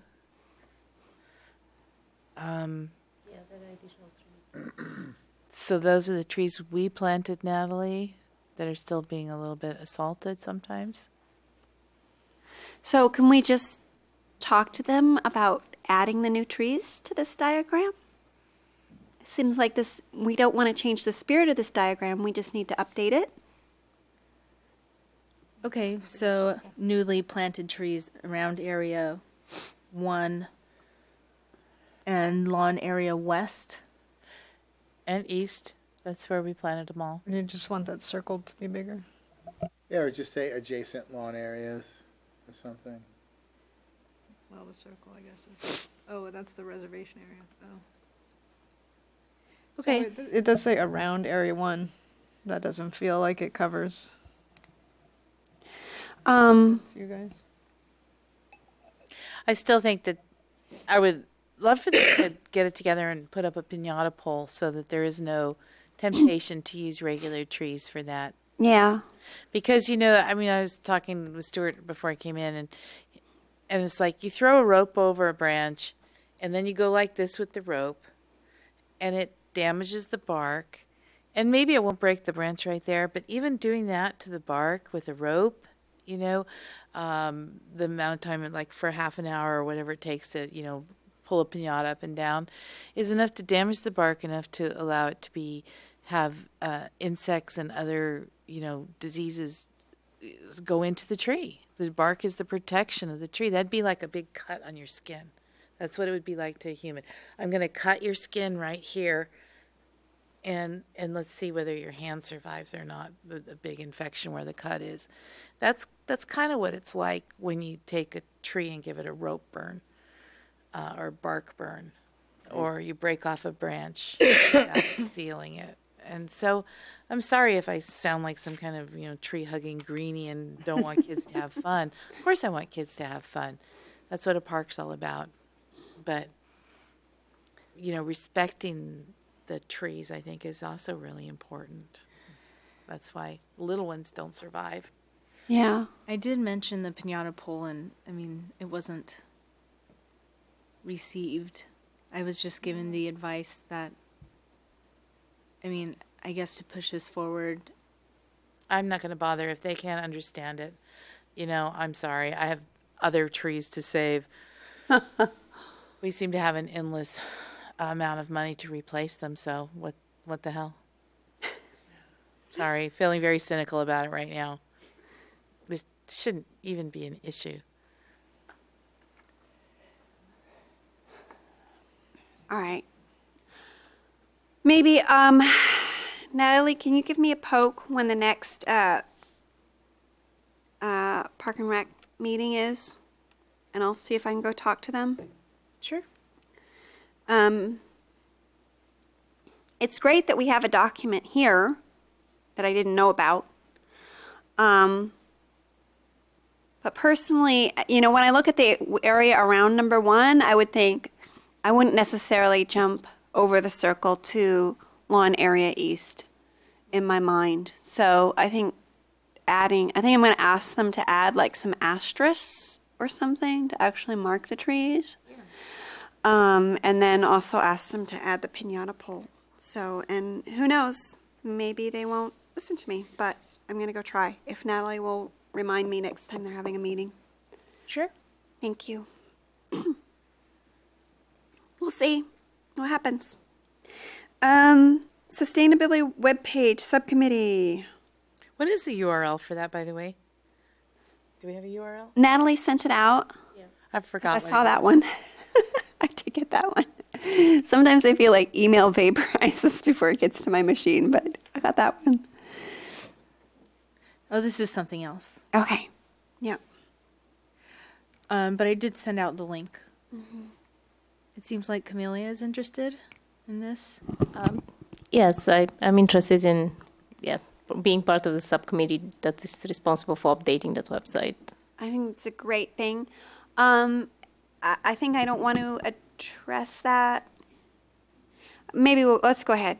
Is there anybody else? It would have been nice to have who's on what subcommittee first, but rather than push it to the next meeting, is there anyone else who would like to join Camilla on the... I'm happy to. Great. Thank you so much. We can have up to 3 members. Anybody else chomping at the bit? No, I feel like some of the rest of us are all committed up. The rest of us can make suggestions from time Yeah. Absolutely. We'll let you do that. Absolutely. on an ad hoc basis. Or maybe we'll supply content for you. Yeah. All good. So much. All right, and we will, of course, send those through Natalie so that we are not violating the Brown Act. I think I meant to print it out and make a couple of suggestions about things that I needed to be updated, but I'll do that via email, and I'll send it to Natalie, and maybe she can update them, or you guys can, and we'll get that page back up to snuff. It's a great resource we didn't even know we had. If until you recently. search sustainability on the homepage, or it looks like it's under home, important links, sustainability has a page on the... So we don't just have a cool URL like www.brisbane/green.com or something. I can't tell that there is now. I don't know. Can't tell on the iPad. Can we get a easy URL for this? Probably. You know, like and then it directs it to whatever the long, complicated thing is. Something like, One of the tiny URLs. it's not a tiny URL, it's just like a easier to remember vanity URL. Like brisbanegreen.com or something like that. Well, that's a whole domain. You can't Okay, do that. why not? Well, then somebody has to register and pay for the domain name. Okay. Somebody was talking about how we throw money away like water around here. What, it's so, like $10 a year? Why don't we start with updating this and then yeah. and doing public education about the fact that we have it. Yeah, I think that would be the main thing, is actually making sure people know that they have a webpage. This looks like a picture of Michelle here on this page. Yes, And Mark. Joey's on the page. Somebody. It is? Oh, I didn't notice that. You and Mark and someone I don't recognize. I can open Oh, I don't know who it is. I'll show you later. Okay. Is this our rare and endangered? Yes. That's my brother and sister. Oh, okay. Oh, Oh, right. thank you. I love that picture. That was taken at the pancake breakfast at the Mission Blue Nursery when it was first, I think it was only the second pancake breakfast we had there. And when we were basically still constructing it. Well, we're still constructing it, but yeah. Maybe we should have a committee photo. That'd be fun. Hey, we can take it on Saturday the 25th when we're all out there pulling ivy. Oh, yeah, that is cool. That's Put green all over us. You know. Yeah. That'd be great. Is everybody going to make it to that? Yes. yeah. Yep. To what? Glenn, are you coming to the Habitat Restoration Day? On it. Okay, great. Camille? Yes? Yes. All right. Excellent. All right. Natalie? Natalie, you're bringing Karen? the camera? Yes. Karen? Okay. Okay. Monterey pine removal? So just a quick update. I sent out letters to all the businesses, the last list that Glenn sent me, and hopefully we'll get a turnaround. I determined that it is on their property, not city property, and hopefully, they'll get a quote, maybe remove some of the trees. And then I did talk to city staff, and they are starting to remove some of the trees that are on city property. So it's being addressed. The ones on Valley Drive are starting to come down. There are a couple of really big ones that are close to the street that are very, very dead, and that, they really do need to come down. I think they're a hazard, Yeah. but you've done what you can do, I guess. Can I bring up something that I saw that I'm kind of worried about? When they take those trees down, we want the material transported off-site somewhere else. Like, go put it in a sterile place. Don't use it for bark chips anywhere around here, because that just spreads the disease. And I've noticed out along the area at the intersection of Old County Road and Bay Shore, the northeast intersection, like across the highway, where those pepper trees are, that they've been dumping a lot of chips, like ground up tree material. And I also noticed up at the Northeast Ridge along South Hill Drive, right down in that area, like right before you turn off Guadalupe onto South Hill, somebody dumped a bunch of chips there. That is absolutely not acceptable to dump those there. That's still part of the habitat. If those chips are infected with bark beetle, we do not want those. They need to be someplace taken away and sterilized before it's used. And so can you make sure that we're not, that's not what that is? Because that's just going to spread it. That's the whole point of getting these trees down and gone. Yeah, I don't think that we're letting the private property owners dump their chips on. I don't think it's private property owners. It looks like a little city project, or maybe it's Davy Tree or whatever. But can we look into that? Yeah. I'm really concerned about that. I noticed that the other day and thought, where the hell is all this coming from? Are they just grinding up the trees and then dumping this here? Yeah, I don't know, when people have private trees taken down, or these businesses, they're not necessarily using Davy Tree. We don't necessarily, do we know who they're using? We do. We do? Okay. Yeah. And is it Davy or someone else? Davy, Humboldt. Davy and Humboldt. There are two other contractors. I just want to make sure that the chips from these tree removals are taken off-site and disposed of elsewhere, not anywhere where they're going to reinfect more trees. Yeah. I would hope that's common practice. Yeah. No, it's not common practice. Trust me. As someone who's gotten a load of chips, mulch from my yard that was full of stuff, full of mites, they're not always careful. This is how people have created so many of our environmental disasters on the planet already, is not thinking that A is related to B.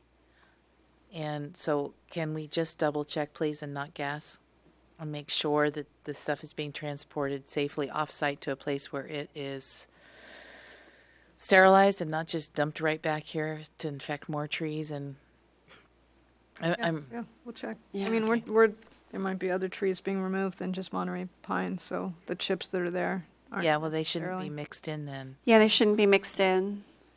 Well, I think we're just Sudden oak death. we're just speculating right now that the stuff that's being laid out is from trees that are coming down. I mean, No, I'm asking us to check to make sure they're not. yeah, Yeah. exactly. So yeah, we shouldn't. Yeah, Yeah. Yeah, we'll look into that. We should check into that, because if, we hope we're wrong, but if we're not, it's a disaster. Well, it just needs to be removed. Yeah. Okay. So a couple other things that didn't get on the list was that the City of Brisbane participated in the Peninsula Sun Shares program, and Vote Solar is the company that was coordinating that, and so they held an informational meeting last weekend, and I understand that Barbara Ebel was able to attend, and I think she was asked by city staff to speak on behalf of the committee and the city, so you could update. Yeah, I tried to say a few words to encourage people to do something about solar panels. That it's a good thing. I didn't really prepare any deep and eloquent speech, but I did get a chance to talk to some people, and I did get a chance to talk to Kevin, and there were, I think, Caroline said that there were like 20, 25 people there. I really hope to have a whole lot more people, but it's good. I just always have these ambitions, like, half of Brisbane's going to show up, and that's not quite the case. It was a really good presentation. Of course, most of it I was familiar with. But there were several people afterward who stayed and talked with the contractors about getting quotes. So hopefully people will be moving forward as a result of this program. Any questions? I think that's a really good turnout, actually. Yeah. Great. Well, Awesome. I made a couple connections. There were some people who wanted to talk to me later, so I gave them my email address. And I realized I probably should have talked directly to the providers, because we've been trying to get a solar installer to join the local chamber so that we have that resource there. And I realized the two contractors that Peninsula Sun Shares are working with would have been good candidates. So I'll have to go back and do that. See if I can ring them up. Okay. Just one other thing that Natalie did provide a list of the subcommittees and projects in our packet this time. So Oh, and this time around? yeah, Oh, okay. I sent it in between last meeting and this meeting. I did send everyone an email, and since Michelle prefers paper, I just waited to send her a paper copy. Okay. Everyone received it in their email. Well, that one vaporized on me. I'll have to go find it. but I have it here if you have any questions. Okay. Okay, because it's on a piece of paper. I believe staff has a few more items for us.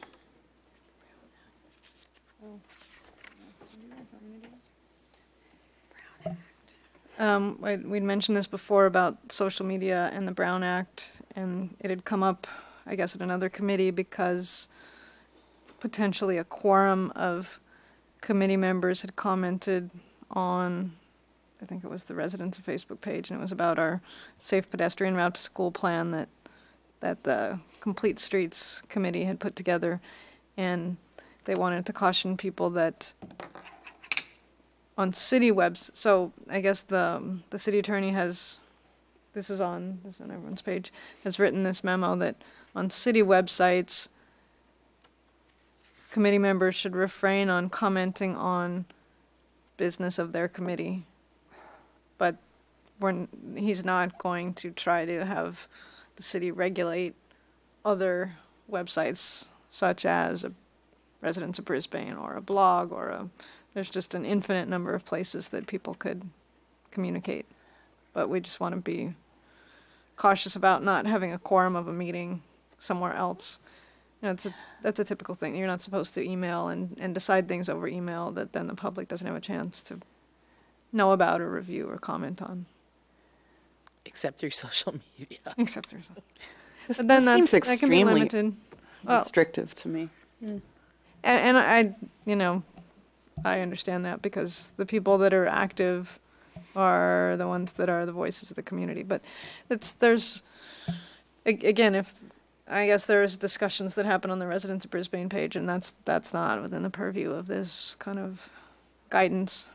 This is for city, It says on any city social media site. right? Including Facebook. But that's a city one, so the city's Facebook It's page. their own City's Facebook. Facebook page, not Oh, the okay. residents' of Not Facebook your page. own. I Facebook see. page. Yeah.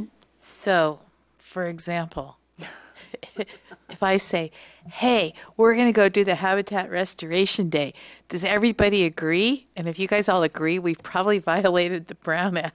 No, I'm Yes, kidding. You don't need to say that because we're all going. You already know that. Yeah. You're all going to be there. Yeah. Oh my Point goodness. taken. But we That's a can't meeting. congregate and talk together very much. Otherwise, that would be a meeting. Do other cities have this kind of policy? You know, I don't know. I think I think we can find out more as time goes on, and believe me, you're not the only ones that have asked questions about it. So I understand where you're coming from. We got guidance as city staff from Mountain View, and they've been pretty good about having social media sites and having a lot of people be on their sites and follow what they do. And that's a task unto itself to be interesting enough as a city that people are, you know, following you or whatever the case is, or Twitter following you. This just And seems I guess very they're likely doing to that because shut they're down discussion on social media sites. well, right. I mean, there's one side that it's a tool to get people to communicate with people that aren't coming to meetings. So I think maybe that's the next generation. But for now, this is our city attorney, and that's what he's ruling. And if anyone had followed when this went to council, there was a lot of concern about how information was communicated, and even just letting staff post things on city sites and how vetted that information was going to be. It's got a ways to go, but for now, we're just being cautioned not to hold meetings on social media sites. I hope the city can be encouraged to look into what other cities are doing and try to adopt a less restrictive policy, because this, quite frankly, just seems ridiculous. I don't even use social media this much, but it just screams First Amendment. And, you know, I think maybe more to the point, it really is going to shut down discussion, and that's sort of the point of the social media websites sites in the first place. So I just think it's ridiculous. Glenn, again, it's city pages. It's not all social media websites. So, I know, Yeah. but no, it's the same as the Brown Act. I mean, we're not talking about violation of First Amendment rights. The Brown Act says that we're not supposed to talk, and they've defined it as sites for the city. I mean, it's not onerous. We simply just go and have those conversations somewhere else. Nobody's stopping us from speaking, and frankly, I've never even been on any of the city's social media websites. So, I mean, you know, this isn't like this isn't onerous. It's just clarification of how we not get in trouble. This one sentence in his letter, I think, is important, and it's the Brown Act provides that a majority of a legislative body shall not, outside a meeting as authorized by the Brown Act, meaning an open, noticed public meeting, use a series of communications of any kind to discuss, deliberate, or take action on any item within the subject matter jurisdiction of the legislative body. We are not a legislative body, but We are an advisory. right. And so this is just a cautionary. You do not want your city council members violating the Brown Act. You do not want your planning commissioners violating the Brown Act. Okay? It's a serious thing. And it's designed to protect the public forum and to make sure that the public is involved and that decisions are not made behind closed doors. right, understood. And so, in a lot of ways, this supports freedom of speech, especially in regard to legislative issues. And so, it's a double-edged sword. It cuts both ways, you know. But I think that we need to that we need to respect that. At the same time, not have ourselves coddled, but not be able to say what we need to say. So, I guess it just is like an awareness. I think this is issued as an awareness, and because we do serve at the council's pleasure, it's important that we're aware of the restrictions that they have.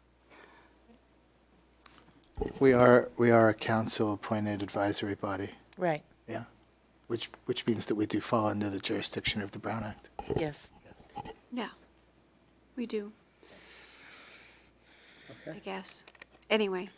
It's hard sometimes. I see, I grew up with it. God, my dad was accused of violating the Brown Act, but he didn't.